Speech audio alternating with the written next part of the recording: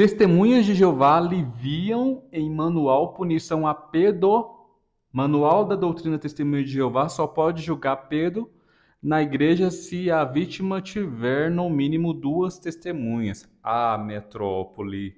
De maneira tendenciosa e sem perícia alguma, o jornal Metrópole coloca essa informação dessa maneira. Vamos começar a expor alguns pontos aqui primeiro.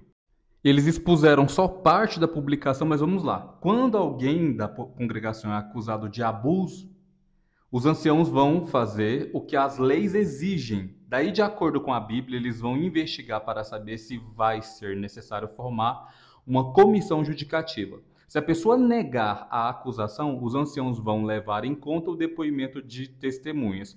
Se houver o depoimento de pelo menos 2 pessoas, aquela que fez a acusação e de outra, que puder comprovar que o acusado cometeu ou esses atos de abuso, os anciãos poderão formar uma comissão judicativa. Então aqui já cai por terra que a vítima tem que ter mais 2 testemunhas. Ela mesma já conta como testemunha. Na publicação tendenciosa da Metrópolis, ela expõe supostos casos de abuso, mas nenhum número de processo que foi acompanhado, nenhum resultado de inquérito. Um dos casos do suposto abuso, contado por uma suposta vítima, diz assim: passei por 2 abusos nos quais eu não fui ouvida.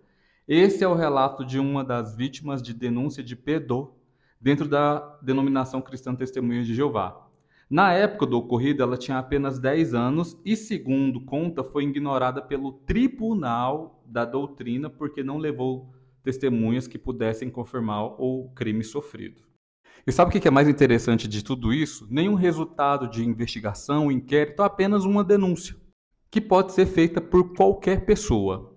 Qualquer tipo de pessoas, inclusive apóstatas que foram expulsos da organização por cometer pecados graves e hoje se vingam da organização produzindo falsas acusações. Outro ponto muito interessante é que as 2 testemunhas é um princípio bíblico para avaliar se a pessoa está arrependida ou não do seu pecado, e não para avaliar se ela deve ser ou não julgada pela justiça. A pessoa é totalmente livre para denunciar o caso às autoridades, ou a própria pessoa, ou os pais ou responsáveis. As testemunhas de Jeová não é função delas punir infrator. O princípio de Romanos 13 diz que as autoridades, os governos, elas que têm a obrigação de punir malfeitor, elas que têm os recursos para isso. Dentro das testemunhas de Jeová funciona a autoridade eclesiástica. Os princípios das 2 testemunhas estão contidos em Deuteronômio 19:15, Mateus 18:16 e 1 Timóteo 5:19.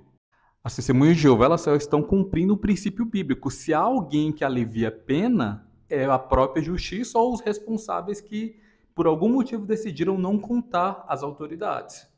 Repito, as testemunhas de Jeová não é autoridade penal. Essa responsabilidade não é das testemunhas de Jeová julgar se uma pessoa é inocente ou culpada.